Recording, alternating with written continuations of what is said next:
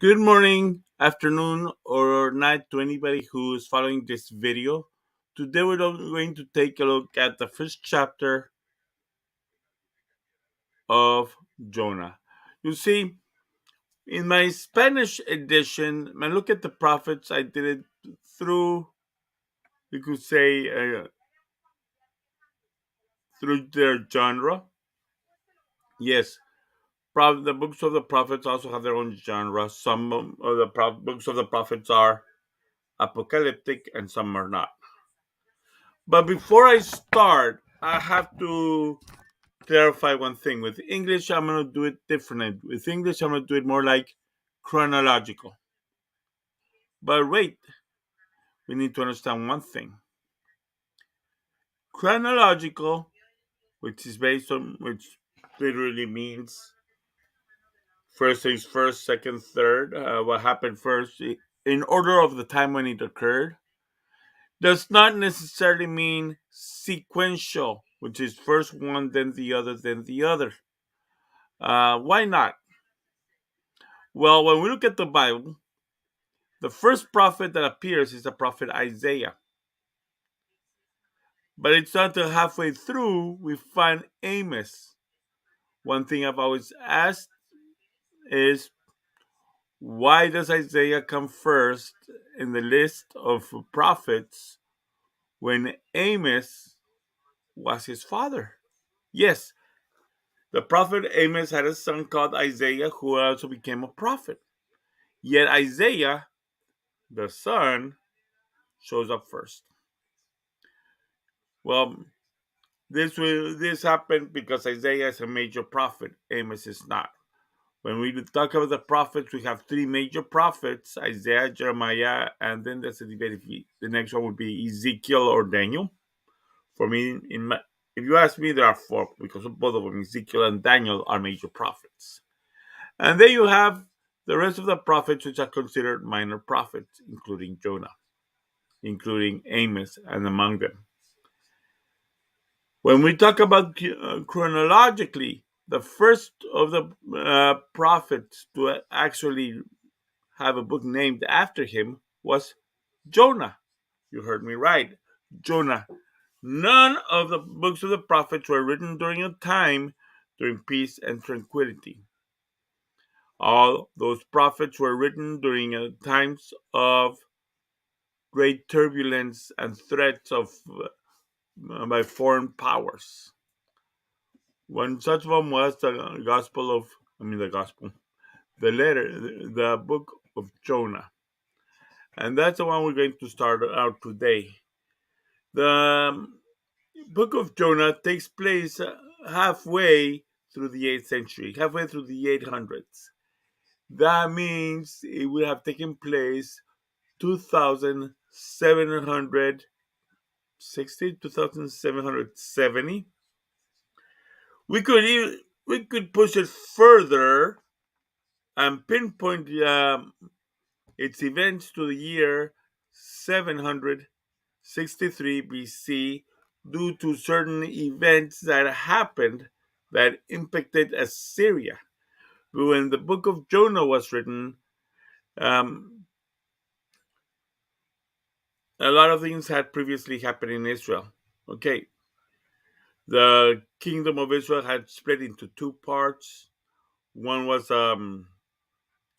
kingdom of Israel in the north, and the other one was the kingdom of Judah in the south. And the kingdom of Israel was being threatened by the kingdom of the Assyrians in the north. The king in Israel was Jeroboam the second. Jeroboam the second ruled from. Although I have to get my dates straight because, as you can tell, there were two Jeroboams. We don't want to get the mix, the wrong one mentioned here. Jeroboam the second ruled from 786 BC to 746 BC as well, obviously. That means he was in power and about 2,800 years ago, and he was remained in power till about 2,769 years ago. During that time, Israel in the north was being threatened by Adath Nirari III, the king of Assyria. By this time, Assyria was growing to be a formidable power. Adath Nirari reigned um,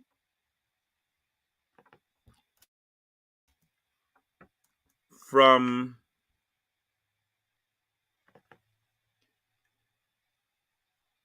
8.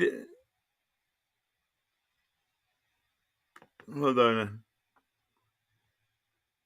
Adath Nirari III reigned, actually, pretty much a similar time. The same time that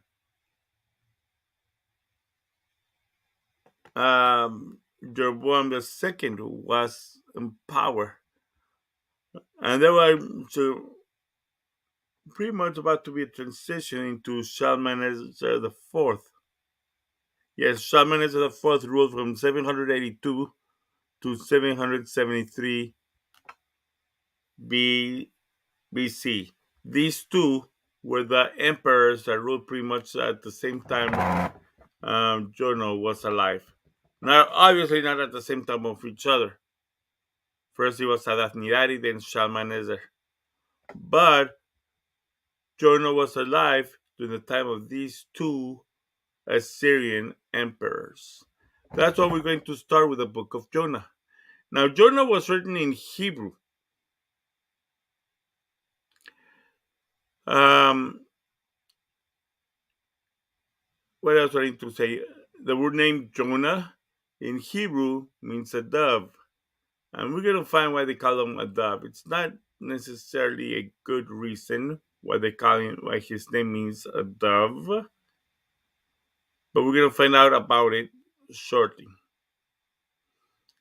Um, well, let's begin. I invite you all to dive into Jonah, and let's open its first chapter. Jonah chapter 1.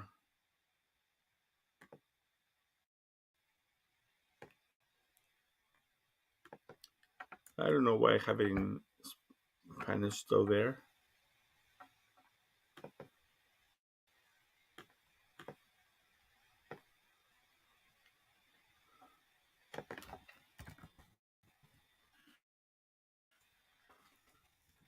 I don't know why it came up in Spanish. Maybe because I usually present in Spanish. So we were responding. So we got it in Spanish as well, I guess.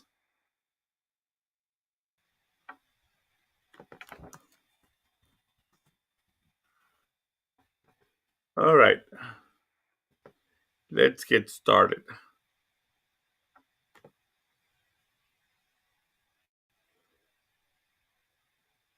Now the word of the Lord came to Jonas, the son of Amittai, saying, all right, this is interesting. Okay, where did Jonah live? Jonah lived in Beth Hefer, and Beth Hefer happens to be uh, not far from what we later on call Nazareth. Of course, Nazareth did not exist yet during the time of Jonah.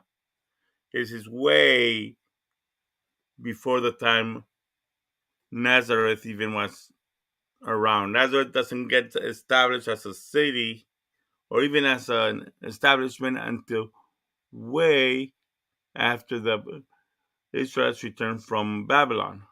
But at this time, when we're talking about Babylon, even wasn't considered a powerful nation. The time we are reading about Assyria was the major world power, and even the Babylonians were servants of the Assyrians. Now, it's interesting that Jonas's father is called Amathi, or in Hebrew it says Amitai. What's interesting about this is that Amitai in Hebrew is taking the word emet, which means truth, making it plural, and then possessive.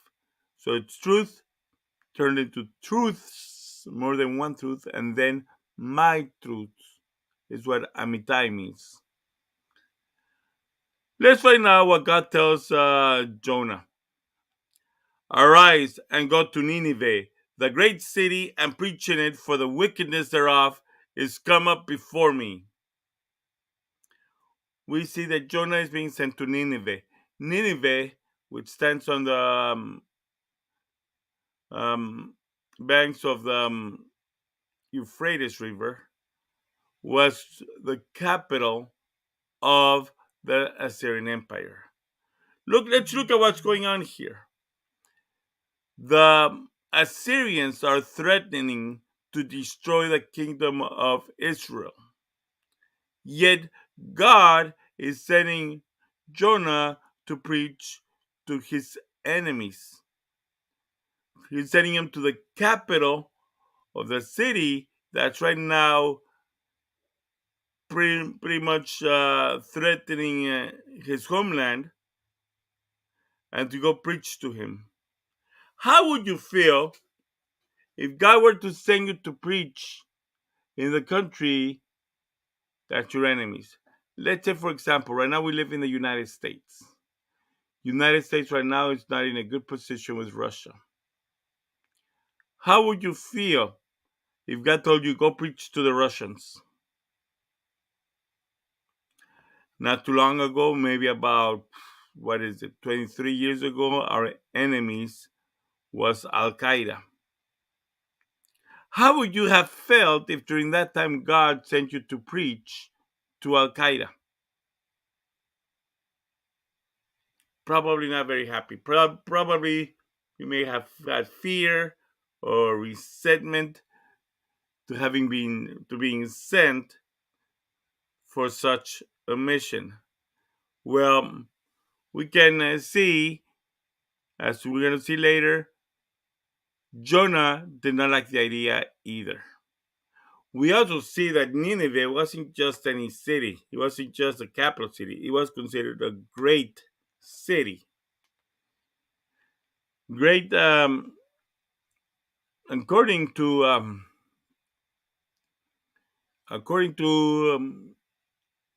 Jewish scholars, when it's talking about a great city here, it's talking about great in importance because of the capital. But later on, we do get a sense of it being great because of its size as well. And God is sending Jonah to Nineveh because for the wickedness thereof is come up before me. In other words, Israel has been so wicked, so evil, that it has piled up onto the presence of God. Remember, we're talking about a city that has practically become, for up until now, the capital of the world. We see in the books of Kings how these Assyrian emperors speak to Israel with such arrogance, even claiming superiority above our God. So, of course, Jonah does not want to be sent over to Nineveh. Why should he be sent to preach to the very people who are threatening the existence of Israel? Or so he thought. So Jonas takes action. And Jonas rose up to flee into Tarshish from the face of the Lord. And he went down to Joppa and found a ship going to Tarshish. And he paid the fare thereof and went down into it to go with them to Tarshish from the face of the Lord. Now, Most people wonder where Tarshish is, and they bring up all these regions. But if we take into account that this is biblical Hebrew we are talking about, we come to the conclusion that Tarshish is the ancient name for the country of Spain. You see, uh, in those times in Spain, there was a kingdom called Tartesios in Spanish, which was mostly the southern half of the Iberian Peninsula. That was Tarshish. Now let's look at what's happening. Let's get closer. Now we see that Jonah is living in this region right over here, right near what is Nazareth. God sends them to the northeast to preach at Nineveh. Let me show you where Nineveh is.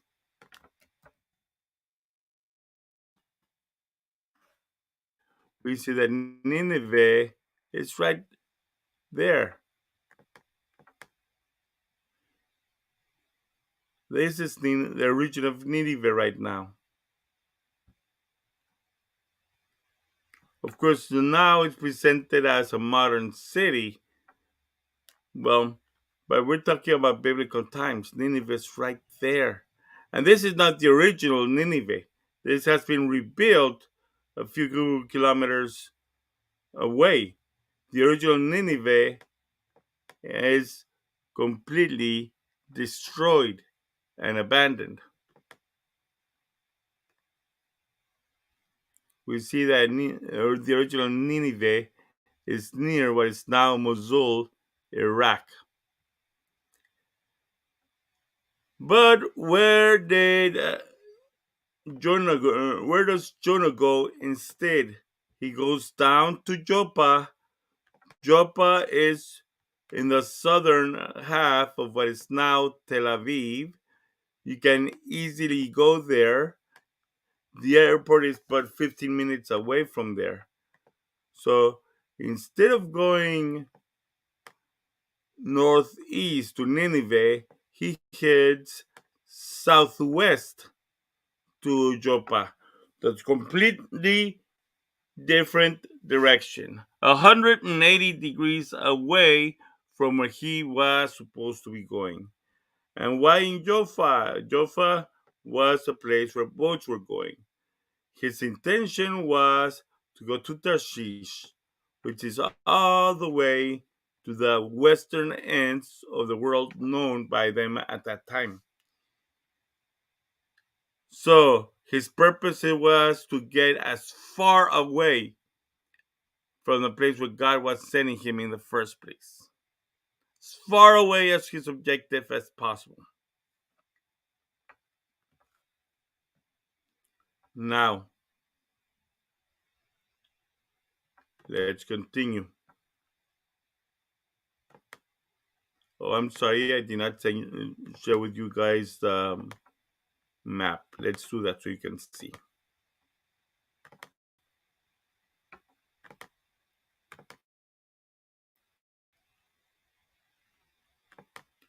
All right. Israel's right over here. Beth Hafer, which is where Jonah lived, is right around here, right in Nazareth. God sends Jonah up here to the northeast to preach around Nineveh. But Jonah instead heads southwest. Why does he go southwest if God is sending him to the northeast? Because southwest you find Tel Aviv. Ancient Joppa is the town of is the city of Jaffa or Yaffo in modern times, which is southern Tel Aviv. You can still visit the biblical port even up to today. It's still in use. You can actually book a boat ride from there. Now, In either case, he had to flee. In either case, he was heading towards pagans, towards Gentiles. One was to go preach northeast to the Gentiles who ruled the Assyrian Empire, but he chose to flee to the Gentiles who were in the west, the Spaniards. And to get there, he was right here getting a boat from Joppa. The boats of Tarshish were very common because they're the ones who pretty much controlled all the Mediterranean economy. Today, we tend to call the people who drove the ships that went to and fro Tarshish. Today, we call them Phoenicians. Now, let's continue with our reading.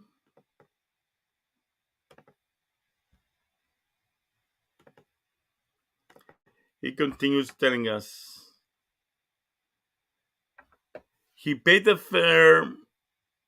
Now Jonah rose up to flee to Tarshish from the face of the Lord, so he's running away from God. And he went down to Joppe, Jaffa, Tel Aviv, and found a ship going to Tarshish, southern Spain. And he paid for the fare thereof, and went down into it to go with them to Tarshish from the face of God. He's running away from God, so he's going to Tarshish. The Lord set the great wind into the sea, and a great tempest was raised in the sea, and the ship was in danger to be broken. In Hebrew, we see that the book was in danger of being shiber. That's just not broken. Broken regularly is shibor, but right here in Hebrew, they use the word shiber, which is pretty much the PL form of the verb shavar, to break. This tells us of the intensity.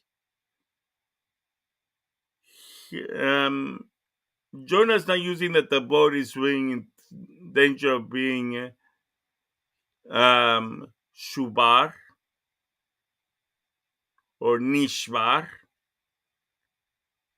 or even becoming shabur, all of which would have been just regularly broken.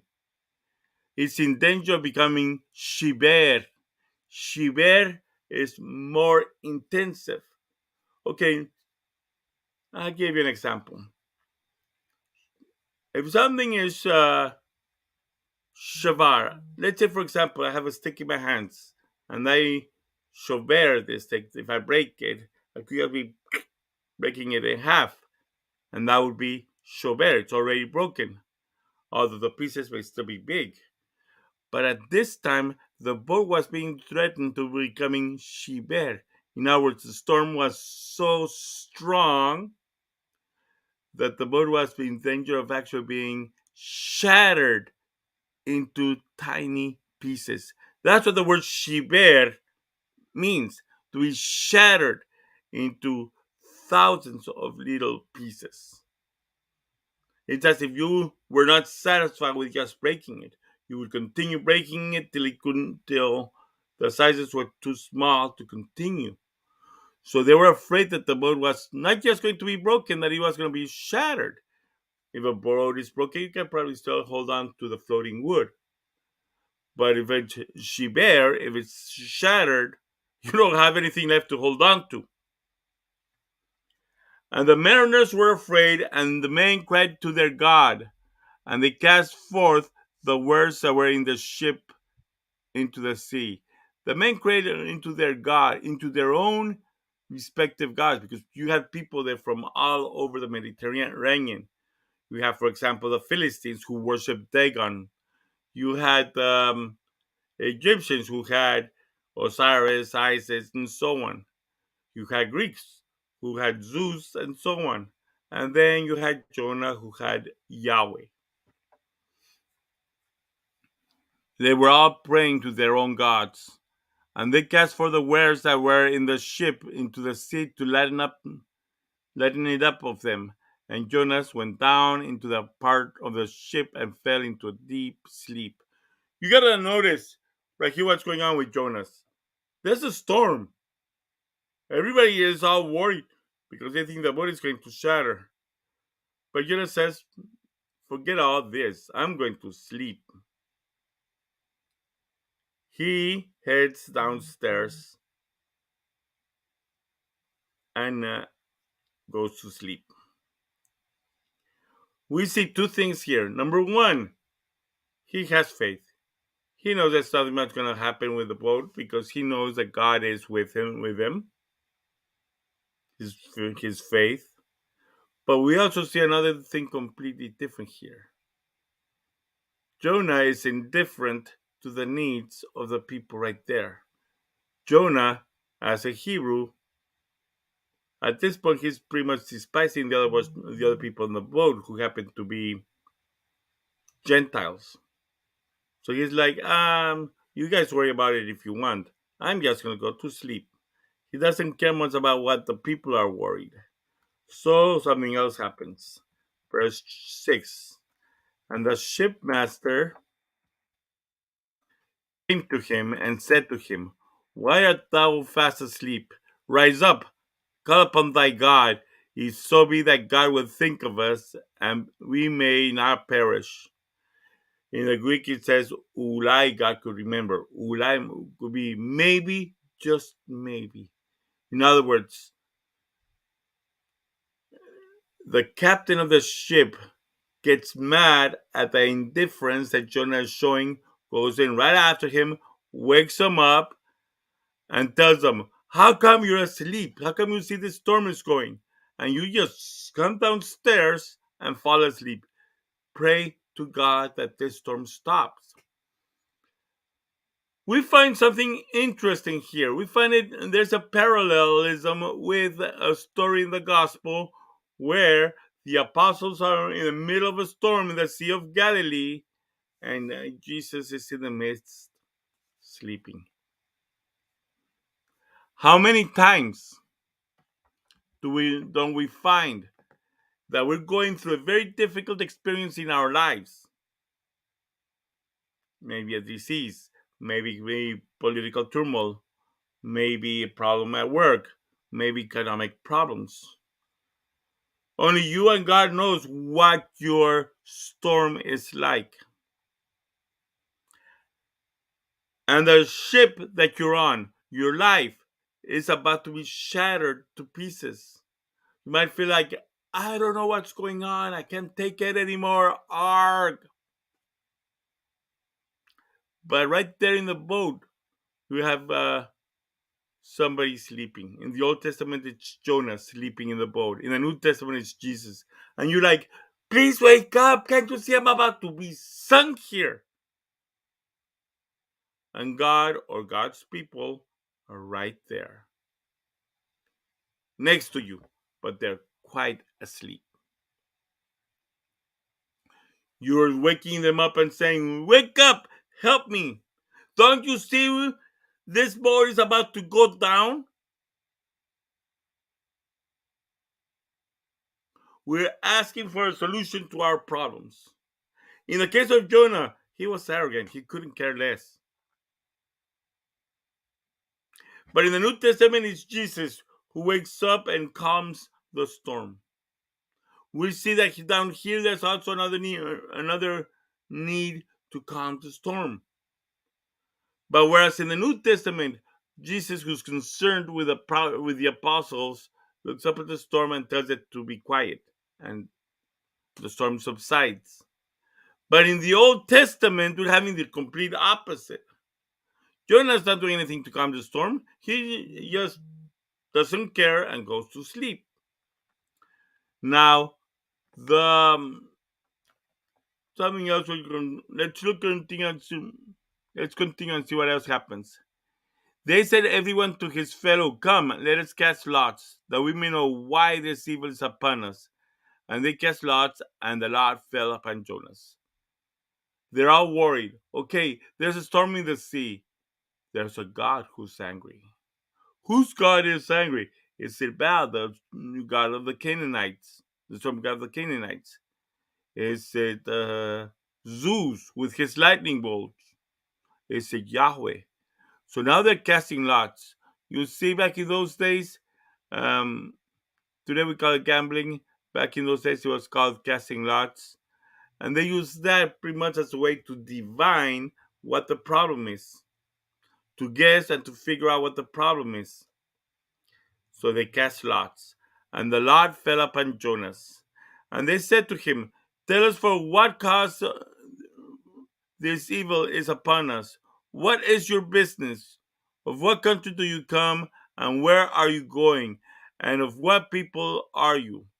Okay, so who are you? Why are you in this boat causing us this problem? And he said to them, "I am a Hebrew, and I fear the Lord of God of heaven, who made both the sea and the dry land." Okay, I'm a Hebrew, and I worship Yahweh. You guys have all these gods, but my God created heaven, and he created the sea we're on, and he created the land where you usually would be feeling relaxed if we were on that land. And the men were greatly afraid, and they said to him, "Why have you done this?" For the men knew that he fled from the face of the Lord, because he had told them. "Why are you running away from God? He is God. What are you doing? No wonder we're going through this. Has cut up to you, and now you have to pay the consequences for having run away from God." How many times in our lives do we try to run away from God?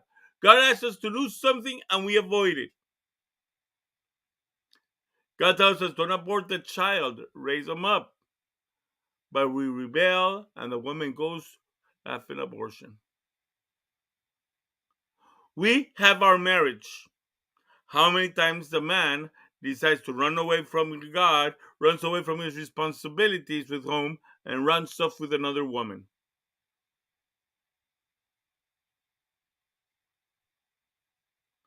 God tells us, for example, not to be excessive in what we consume. But there are those of us who, like me, have problems with using moderation when it comes to food. And we end up going overboard. And then we face our storm. Those of us who eat a lot, our storm is called diabetes. God tells us, watch what you hang around, who you hang around with. Watch your company. But no, some people decide to disobey God, and they go straight and become and they start associating themselves with the wrong crowd, gangbangers, drug dealers. Where do they end up? Dead. They start going through a storm called addiction, or through the storm that they call gang violence.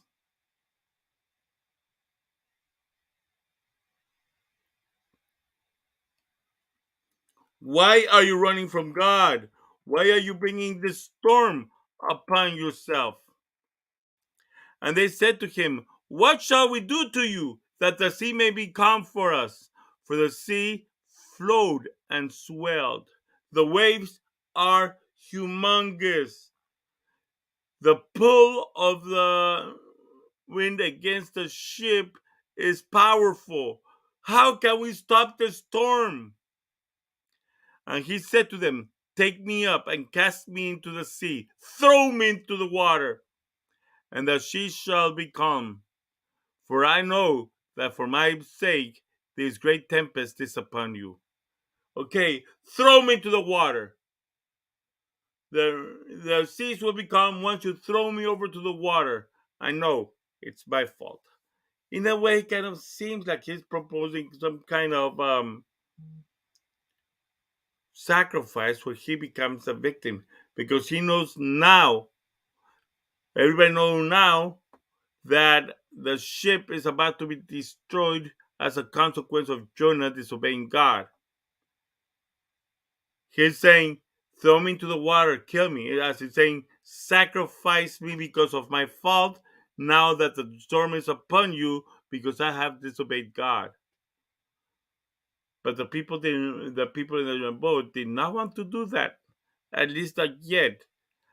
And it tells us, "And the men rowed hard to return to land, but they were not able because the sea tossed and swelled upon them. They, okay, you want us to throw you over the water? We don't believe in killing people right here. Let's just try and see if we can row the boat to shore. But we're in the middle of a storm here. They're rowing and rowing and rowing, and the boat goes nowhere, or maybe even the opposite direction because of the storm and its very powerful and strong winds were undermining the efforts of the people who were trying to row back to the sea.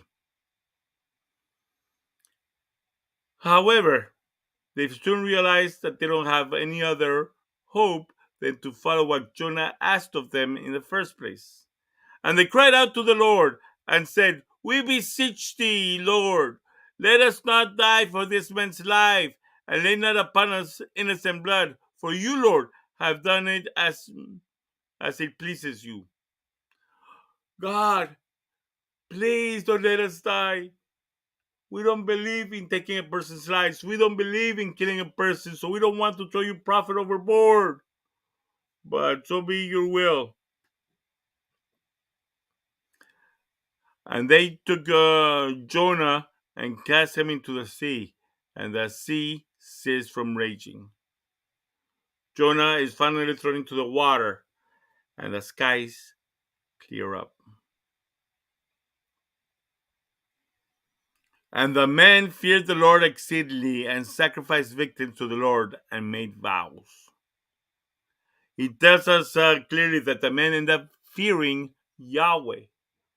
In other words, they noticed that the moment that Jonah's God, Yahweh, hit the water,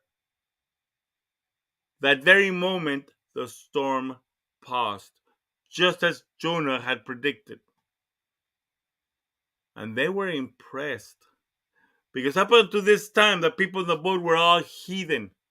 They were all pagans. They were all Gentiles. They believed in their many gods. But now they see that just throwing Jonah off the ship was enough for the storm to disappear. Now they've repented. They've converted themselves to worshiping the one true God. They've turned to worship Yahweh. And now they're, instead of offering their pagan sacrifices, now that they have seen the power of God, of the real God, of Yahweh, now they all embrace the faith in Yahweh. They convert. A lot of people say, well, why did God let Jonah run away? Well, God wanted conversions. God wanted repentance in any way possible. So he let Jonah get away with it for a while. But when he had fulfilled his mission, well, it was time for him to go. Now, we're going to leave it up to here for right now. This is the end of chapter 1 of the book of the book of Jonah. We shall stop right here. And as always, long live Christ the King!